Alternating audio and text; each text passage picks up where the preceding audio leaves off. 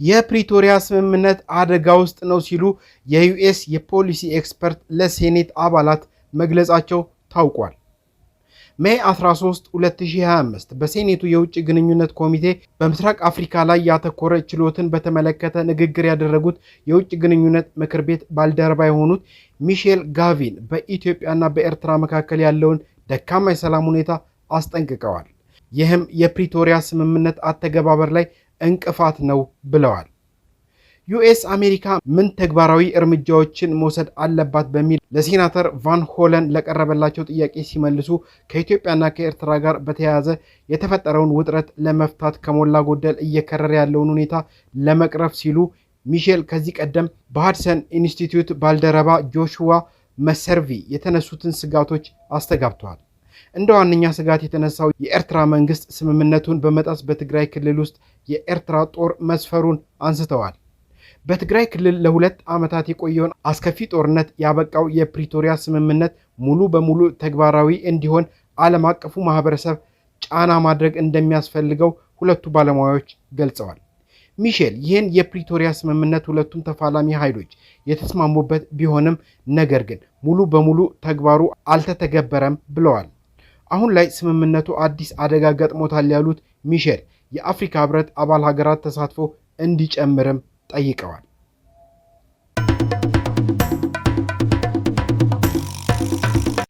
መንግስት ለጤና ባለሙያዎች ጥያቄ ተገቢውን ምላሽ እንዲሰጥ ተቃዋሚ ፓርቲዎች መጠየቃቸው ታውቋል።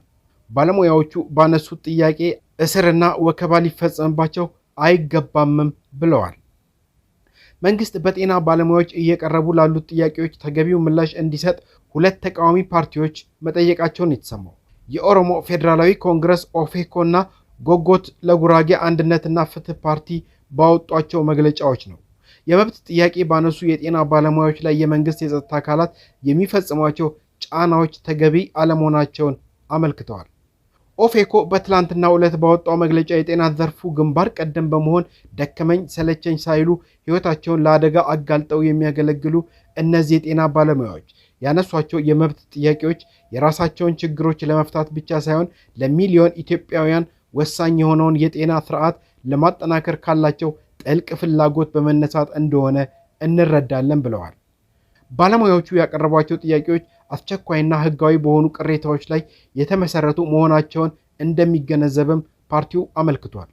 አክሎም መንግስት የጤና ባለሙያዎችን እንቅስቃሴና ጥያቄያቸውን ያለ አግባብ ድብቅ የፖለቲካ ዓላማ እንዳለው በማስመሰል ህጋዊነቱን ለማጣጣል የሚያደርገውን ጥረት በእጅጉ ያሳስበናል፣ በአፋጣኝ እንዲቆምም እንጠይቃለን ሲል አሳስቧል። ጎጎት ፓርቲ በበኩሉ ከዚህ ቀደም የጤና ባለሙያዎች ያነሱት ከደሞዝና ጥቅማ ጥቅም ጋር የተያያዘ ሰላማዊ ጥያቄ ምላሽ ባለማግኘቱ ጥያቄው ወደ ከፊል የሥራ ማቆም አድማ መሸጋገሩን በሳምንታዊ የፓርቲ መልእክት ላይ ጠቅሷል። ጥያቄው ትክክለኛና ተገቢ ምላሽ ሊሰጠው የሚገባ ጥያቄ ነው ያለው ጎጎት አገሪቷ ለሰራተኞች ከሚሰጡት አገልግሎት ጋር ተመጣጣኝ የሆነ ክፍያ የመክፈል አቅም የላትም የሚለውን የመንግስት አቋም እንደማይቀበልም አመልክቷል። ለመንግስት ገጽታ ግንባታ የሚፈሰው ገንዘብ በብልሹ አሰራር የሚመዘበረውና ከሀገር የሚሸሸው ሀብት የአያሌ ሰራተኞችን የዳቦ ጥያቄ መመለስ ይችል ነበር በማለት መልእክቱን የሚቀጥለው ጎጎት መንግስት በዜጎች የሚነሱ ሰላማዊና ተገቢነት ያላቸው ጥያቄዎችን ሙሉ በሙሉ በኃይል ለመቀልበስ የሚሄድበት መንገድ ተገቢነት እንደሌለው ጠቁሟል። ጨምሮም የሕክምና ባለሙያዎች ባነሱት ፍትሃዊ ጥያቄ ሳቢያ ምንም አይነት ወከባ፣ ማስፈራራትና እስር ሊፈጸምባቸው አይገባም ሲል አጽንኦት ሰጥቶታል። ሁለቱም ፓርቲዎች በጤና ባለሙያዎች የሚነሱ ጥያቄዎች በመንግስት ተገቢውን ምላሽ እንዲሰጥ ከመጠየቅ ባለፈ ባለሙያዎቹ ለሚያደርጉት እንቅስቃሴ አጋርነታቸውን በመግለጫዎቻቸው ላይ አረጋግጠዋል። በተለይም ኦፌኮ መንግስት የጤና ባለሙያዎችን ጥያቄ ህጋዊነት በመገንዘብ እውቅና መስጠትና በጤና ባለሙያዎች ላይ እያካሄደ ያለውን የማጣጣልና የፍረጃ ንግግሮች፣ እስርና የኃይል እርምጃዎች በአፋጣኝ ሊያቆም ይገባል ሲሉ ማሳሰባቸው ነው የተገለጸው።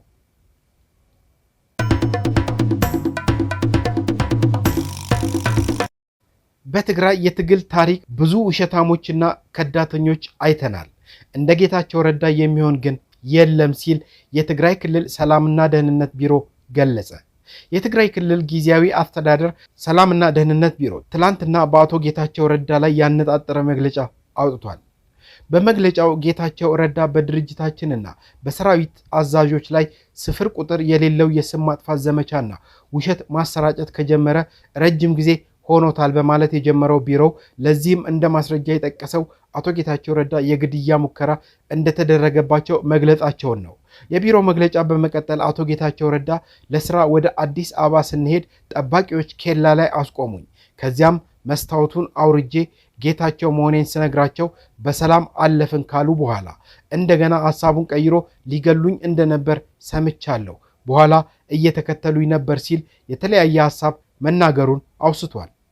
እኛ በታሪካችን በትግራይ ትግል ውስጥ የተሳተፍን ይቅርና ፊት ለፊት ሲዋጉን የነበሩ የጠላት ወታደሮች እንኳን አንገድልም ያለው መግለጫው ምርኮኞችን ምግብና ውሃ በመስጠት የሚያስተምሩና የሚመክሩ መሆናቸውን መላው ኢትዮጵያ ሕዝብ እንደሚያውቅ ገልጸዋል። መግለጫው ሲቀጥልም አቶ ጌታቸው ረዳ አሰላለፍ ቀይሮ ወደ ብልጽግና እስከሚሄድበት ጊዜ ድረስ ሁሉም የትግራይ የጸጥታ ኃይሎች እንደ ጓዳቸውና መሪያቸው እንጂ እንደ ጠላት አይተውት አያውቁም።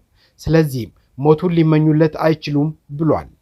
ጨምሮም አሁንም ቢሆን ጌታቸው የፖለቲካ ልዩነቱን ይዞ ቢመለስ ምንም ሊነካው እንደማይችል ለማረጋገጥ እንወዳለን ያለው መግለጫው አቶ ጌታቸው ግን በሰራዊቱና በህዝቡ መካከል ልዩነት ለመፍጠር ያለመ ዘመቻ እያደረጉ መሆናቸውን ጠቅሷል። ስለ ወርቅ፣ ገንዘብና ሌሎች ብልሹ ድርጊቶች የተጠቀሱት በሙሉ በድርጅት ውስጥ ተገምግመው እንደማያውቁ የጠቀሰው መግለጫው አቶ ጌታቸው የተናገረውን ውሸትና በአመራሩ ላይ ሆን ተብሎ የተለጠፈ ስም ማጥፋት ነው ብሎታል። በአንድ ወቅት ታጋይ የነበረው ጌታቸው አሁን አሰላለፉን በመቀየሩ በሚነዛው ፕሮፓጋንዳ የሚታለል የለም በማለት የገለጸው መግለጫው ጨምሮም በትግራይ የትግል ታሪክ ብዙ ውሸታሞችና ከዳተኞች አይተናል፣ እንደ ጌታቸው ረዳ የሚሆን ግን የለም ካለ በኋላ መላው የትግራይ ህዝብ የጌታቸውን ንግግር ከስም ማጥፋት ባለፈ እንዳይመለከተው ጥሪ አቅርቧል።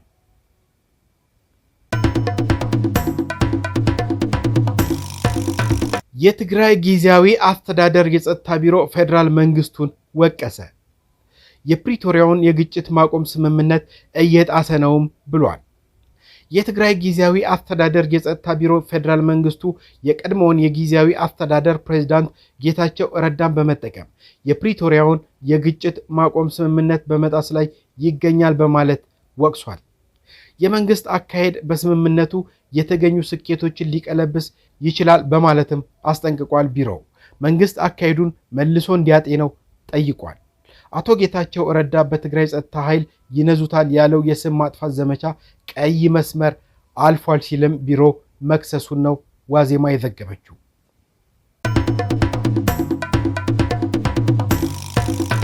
አራተኛ ቀኑን ያለፈው የጤና ባለሙያዎች ከፊል የሥራ ማቆም አድማን ተከትሎ የታሰሩ ባለሙያዎች ብዛት 78 መድረሱ እንዲሁም በባለሙያዎች ላይ እየደረሰ ያለው እስርና እንግልት ተጠናክሮ መቀጠሉን መሰረት ሚዲያ ምንጮቹን ጠቅሶ ዘግቧል። መሰረት ሚዲያ ዛሬ ደረሰኝ ባለው መረጃ በተለይም ትላንት ሌሊት በጎንደር ዩኒቨርሲቲ ሆስፒታል የጸጥታ ኃይሎች ወደ ሐኪሞች መኖሪያ በመግባት የህፃናትና የካንሰር ስፔሻሊስትን ጨምሮ 25 ሬዚደንትና ስፔሻሊስት ሐኪሞችን አፍነው መውሰዳቸው ታውቋል። እስካሁንም የደረሱበት አልታወቀም ብሏል መሰረት ሚዲያ።